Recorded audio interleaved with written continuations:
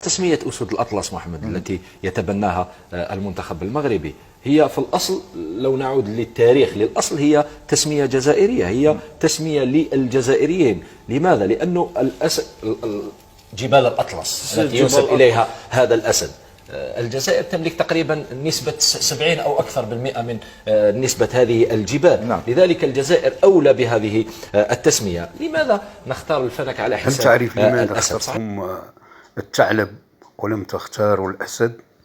لأنكم أنتم في الحقيقة ثعالب في الغدر، ثعالب في المكر، ثعالب في التحايل، في الكذب. الأسد قال لك الأسد جزائري، وجبال الأطلس منها 70% في الجزائر، والجزائر كما نعلم هي 90% منها صحاري. هذه القضية ديال الأسد الجزائري والأسد المغربي، فبعد الزليج جاء دور الأسد، وسيعودون إلى ديارهم خائبين إن شاء الله. الأسد أو أسد الأطلس فهو أسد عاش في المغرب.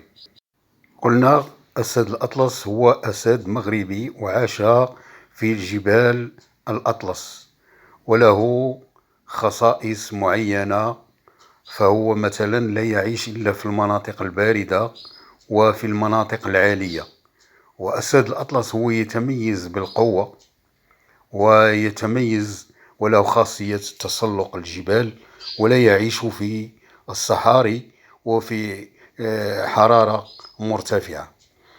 هذا الحديث هذا عندك سيجرنا إلى بعض الدلائل أو بعض الأدلة التي تدل على أن الأسد هو أسد الأطلس هو مغربي.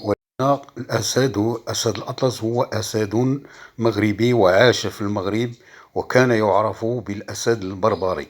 أما الأسد الذي عاش في الجزائر هو أسد كان لونه أبيض، وليس بلون أسد الأطلس أو أسد جبال الأطلس.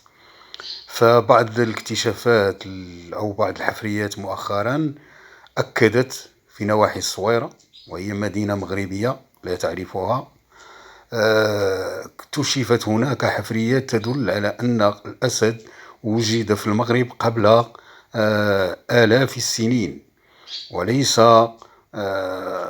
وليد الأمس أو أيام مضت كما تعتقدون. حتى لنفرض أن الجبال الأطلس موجودة في الجزائر، فهذا لا يعني أن الأسد كان يعيش هناك، لأن جل الأراضي كما قلنا هي صحراوية.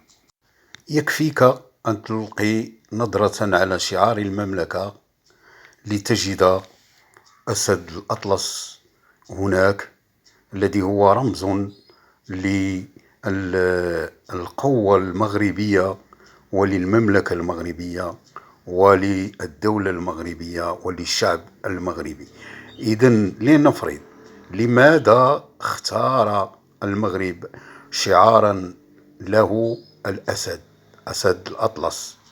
لأنه مغربي، وأنتم اخترتم الثعلب لأنكم ثعالب في الحقيقة، وكل إناء بما فيه يصدح.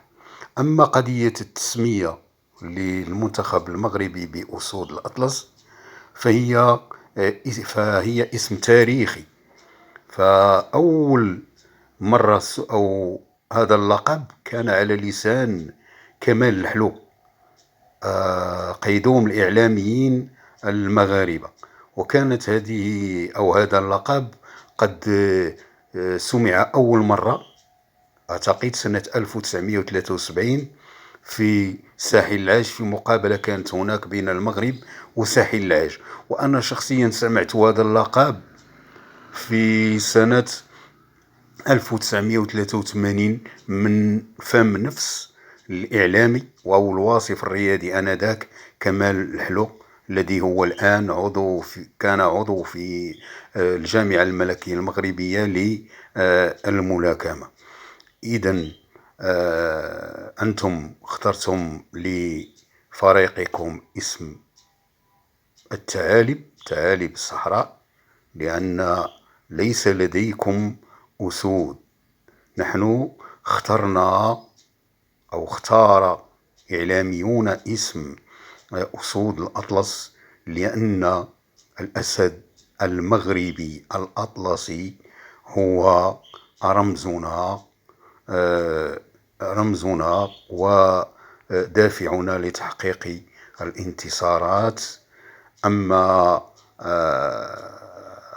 اختيارنا لتميمة الأطلس فهذا نابع كذلك من اختياراتنا ومن رموزنا الريادية. لكم رموزكم وتميمتكم، ولنا رموزنا وتميمتنا.